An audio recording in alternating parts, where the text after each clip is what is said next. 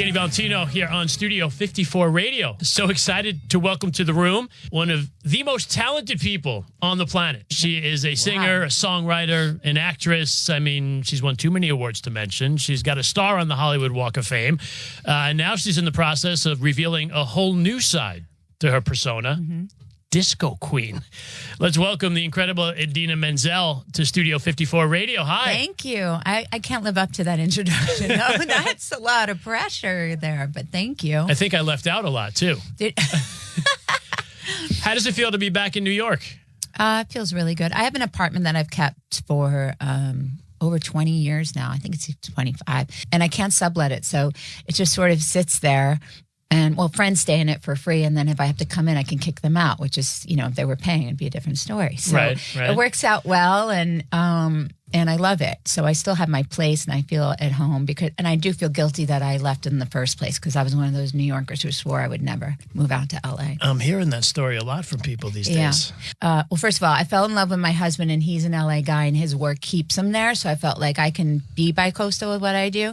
But then when you have a child, which was before this husband, with the old husband, the ex-husband, not old, he's not old, it changes the way you think about LA, because then LA is then all about your work and every audition that you don't get, and the industry. It's about being a mom, and you see a better side of living there, like grass and yeah, you don't get much of that beaches here in the big city. But it's an exciting time to be here in New York. It's spring, it's roof deck season, beautiful. And it's a very exciting time for you, because you have a brand new album coming in August. And you've done music before. I think we all know you've done albums before. But this is like a whole new direction for you. I'm here for it. Thank you. Tell us about Drama Queen. For me, it's always been in me, first of all. I've always wanted to have music that's really grooves. And I've tried to do that when I go on tour and some of the music I put out before. But this was, I've always felt like dance music was a place that big singers could really transition into, you know, like Donna Summer and Barbra Streisand even had a great disco album. And then remember when Cher came out with her album with all of that dance music. So it's like, so I felt like it was the right kind of music where I could keep singing the way I sing and continue to be myself, but also just get the audience up. You know, you can't really get them up with Let It Go that much. They still sort of sit in their seats. So I wanted music that, you know, I could take to the clubs at 1 a.m. and hang out and have the best time. Because those are the gigs that when I have like done a remix of Defying Gravity or Let It Go, and I surprise everyone in a LGBTQ club, you know, in the middle of the night. Those are like some of the best gigs I've had. I mean, so were you a club girl once upon a time? I mean, tell us about your connection to this music and disco. No, I wasn't a big club girl, but I'll tell you why. Because I was a bar mitzvah and wedding singer. And so when all my friends went to the clubs, I was working. I missed all the cool social gatherings with my friends because I was always working Friday, Saturday, Sunday nights, doing bar mitzvahs and weddings to make a living and make my rent. But I was singing a lot of those songs, you know. Oh, wow. Because if you're a singer that wants to get hired, you have to have a really good repertoire. And, you know, because people at these parties are always requesting everything from Motown to jazz standards to the pop songs of the moment. So I had to learn everything, which I think actually lent itself to me being really versatile and sort of my education as a vocalist. For sure. Now with the album, there's some high profile collabos on there. Jake Shear's Scissor Sisters, Nile Rodgers of Chic. I mean, what's your connection with Nile?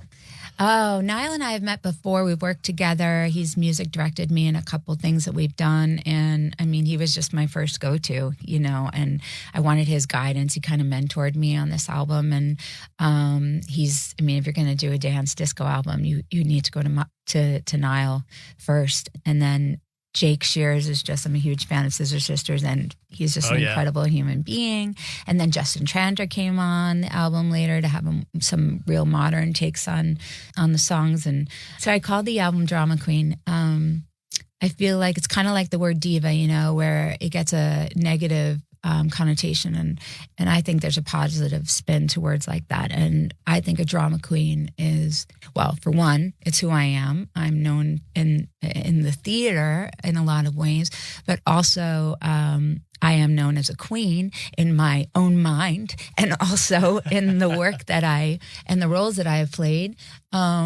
And also, I think it's what makes me who I am. I have all of these different moods and emotions. They're big emotions. And I think it's what makes me interesting and attractive in the world. And so I want to own it. I want to put a positive spin on drama queen. And I also think that it's really fortuitous timing for it to be coming out during Pride, and so that I can celebrate with all of my friends in the LGBTQ plus community, who also, I think, resonate with these themes, because if anything, they're the community, they're my friends who have taught me how to live my life authentically. We're going to talk a little bit more about that in just a minute. I have to say, I think the title is perfect coming from you. Thank you. That's amazing, drama queen. So let's stop talking. Let's play one of the songs off this album. I'm so excited to play this for the first time on the channel.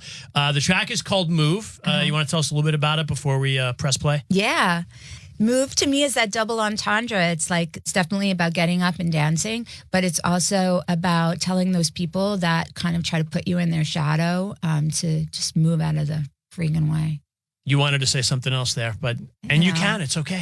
I can. No, yeah. She's shy. Yeah, okay. I never took you as being shy. I'm a Long Island girl with a truck driver's mouth, but I'm trying to be on good Idina Menzel. This is her brand new song, Move, on Studio 54 Radio.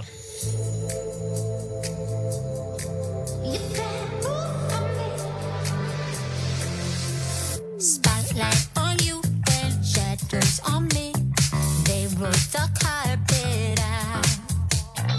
You walk on it. I'm sick of this scene, ready to burn it down. So tonight it's my turn. Yeah, I'm taking center stage. 'Cause tonight I'll come first. If you're standing in my way, you better move for me. I'm so high, make you move for me. I'm not falling down, because I've been stared down. Baby, I don't care. Move for me. You better move for me, move for me. Stop, it's my moment. Spotlight on me. Shine like a disco ball. Foot on the floor, I'm feeling this beat. Baby, I want it all. So tonight, it's my turn. Yeah, I'm taking center stage. 'Cause tonight, I'll come first. If you're standing in my way, you better move for me. I'm so high, make you move for me. I'm not falling down, because I've been stared down. Baby, I don't care. Move for me. You better move for me, move for me. Move, baby. Move for me. Let me see you move,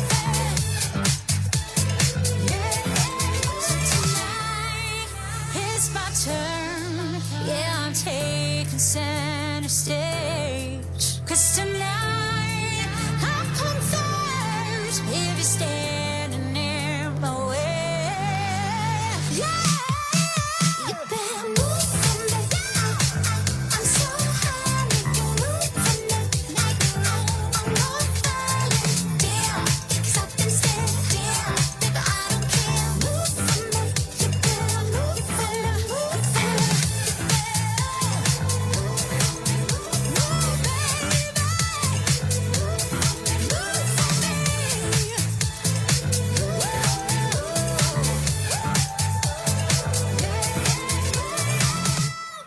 It's Danny Valentino here on Studio 54 Radio, joined by Idina Menzel. This is so exciting. I have to tell you, I was down in Philadelphia last weekend, and this was my wife's college reunion, okay? University of Pennsylvania. Oh. And wouldn't you know, while I'm there, everyone's, talking school memories and stuff, but a lot of people also talking about who was giving the commencement address to Yes. the class of 2023. And that was you. Have you ever done anything like that before? No, I have not. It was quite daunting. I didn't go to UPenn either. I was honored, my honorary doctorate, alongside this list. First was the husband-wife Nobel Prize-winning couple for economics and alleviating global poverty. Then it was an astrophysicist whose work led them to lots of new discoveries with black holes in the universe. Then it was a woman, a doctor, who literally cured, not in the process of, has cured genetic blindness. Wow. Then it was a Pulitzer Prize winning New York Times journalist. And then it was Idina Menzel, singer of Let It Go, who used to be a bar mitzvah singer in Long Island at the age of 16. What was your message to the class of 2023? It was a good one, actually. It was about how to use your voice in the world. Also, how to live in sort of the tension of things and the repetition of things, because as a performer, we repeat ourselves. Like for me, I do 8 shows a week, or I do concerts where I'm always singing the same song, and how that's actually it's actually illuminating to me. It's liberating. It's not monotonous. It's where I discover new things, So it was sort of, how do you persist when you have to keep working on things over and over? Well, I have to say, of all the names that you mentioned prior, yours would be the one that I'd be looking forward to seeing the most. I mean, I'm sure those are wonderful things these people have done. Well, they all wanted to take pictures with me for their kids. Uh-huh. And honestly, on the side, to just talk to them and have a conversation, they were so cool. They were all really down to earth and normal people. That's somewhat awesome. Normal. Now, I want to ask you too, I mean, your path into music has been, I guess it's been unique, right? Because not too many have started on Broadway and then moved into the dance or pop world. I mean, you mentioned a few earlier. I guess Barbra Streisand has it, and then Cher did some. But what was it like for you? I mean, did it make things more challenging in terms of like perception, at least maybe at the very beginning, in terms of like how people saw you? When I was little, I loved Broadway. When I started doing all of these wedding and bar mitzvahs, I started to be introduced to all kinds of music. And I started to realize, with the help of a lot of the musicians I worked with, that I was really good and soulful, and like could be a real rock singer, and just had a lot, to offer in those genres. And so I started listening to a lot of that kind of music. And so then I wanted to be a songwriter and get a record deal and put out my own music. And then what happened was, I'm just telling you the timeline really quick. Sure. Then I get Rent, because there's no bar mitzvahs or weddings in January and February on the East Coast, because it's very cold and people don't want to chance that kind of stuff. So they had auditions for Rent. So I thought, I'm not working, I'll go in for this thing. Then Rent turns out to be what it is. And what it is like the biggest Broadway musical, but it's rock oriented. So I thought, well, this feels really organic to me, But what ended up happening was, in the theater world, I was looked at as a more sort of rock and roll raw girl with no training, which wasn't true, because I'd went to NYU and trained. And then when I got my record deal, then a lot of the producers and songwriters that I wanted to work with in the pop world were a little wary at first, because they thought I was going to bring in this sort of overly, a theatrical sound to my singing. And so I was always sort of stuck in the middle. And it's not until later in my life, literally, where I started doing concerts and saying, well, screw it. I'm going to stop worrying about everything having to match and be so cohesive. The cohesion and the common denominator is my life and my experience and all of these songs. And so now I worry less about that, and I just do what I love to do. Love it. And speaking of which, the new single is out. It's called Move. And you mentioned this earlier, just in time for Pride Month. And the community has always meant so much to you.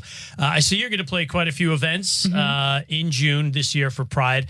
Must be exciting to have some new music as well to bring out to these, huh? It's so exciting to do this music. I think the themes they really speak to me individually. About really stepping into the spotlight. And, that sounds funny coming from me, because I am always on a stage, but the spotlight, metaphorically as well, we can all sort of recede and become introverted and not allow ourselves to kind of have that moment and be seen. And I deal with that myself all the time.